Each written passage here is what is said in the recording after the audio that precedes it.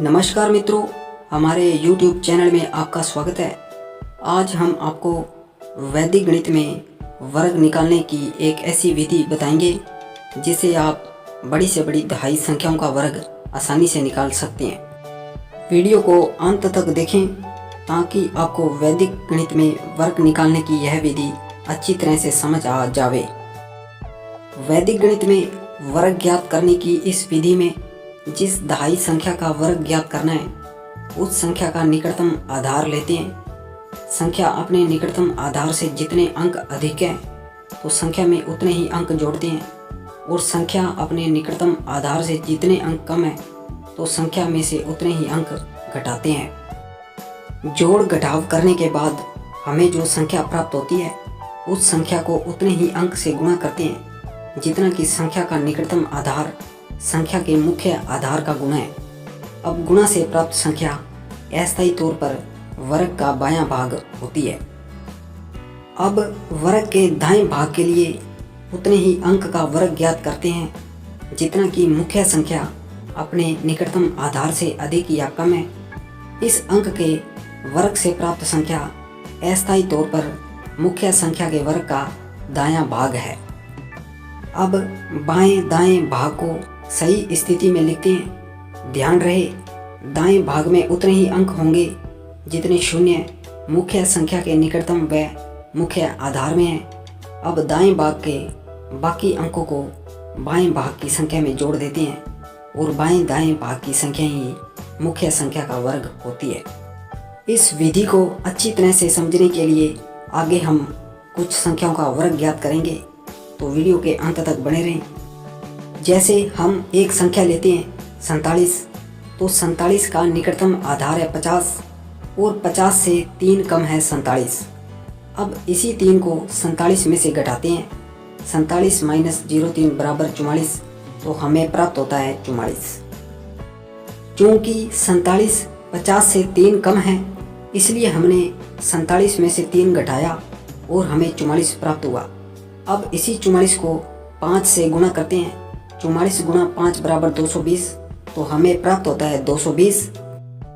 44 को हमने 5 से गुणा इसलिए किया क्योंकि 47 का निकटतम आधार 50 है और 50 47 के मुख्य आधार 10 का 5 गुना है। 10, 100, 1000 संख्याओं के मुख्य आधार माने गए हैं।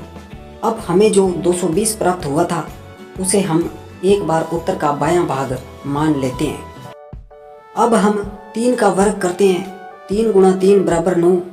हमने 3 का वर्ग इसलिए किया क्योंकि 47 अपने निकटतम आधार 50 से 3 कम है। अब हम 3 के वर्ग 9 को एक बार उत्तर का दायां भाग मान लेते हैं। तो उत्तर का बायां भाग 220 और दायां भाग है 9। इसे हम इस तरह से लिखेंगे। चूँकि 47 के निकटतम व मुख्य आधार 50 और 10 में एक ही शून्य है इसलिए उत्तर के दाएं भाग में एक ही अंक होगा और वो होगा 9। अब 9 में से 0 को 220 में जोड़ देंगे। 220 प्लस 0 बराबर 220। अब यही 220 उत्तर का बायां भाग होगा। इसे हम इस तरह से लिखेंगे। निशान को हटा देंगे और 2209 ही 47 का वर्ग होगा। जैसे एक और संख्या लेते हैं 74 और 74 का निकटतम आधार है 70 और 70 से 4 अधिक है 74। अब इसी 4 को 74 में जोड़ते हैं। 74 प्लस 4 बराबर 78, तो हमें प्राप्त होता है 78।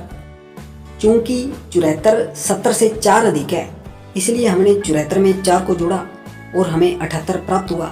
अब इसी 78 को 7 से गुणा करते हैं। 78 गुणा 7 बराबर 540, तो हमें प्राप्त होता है 540।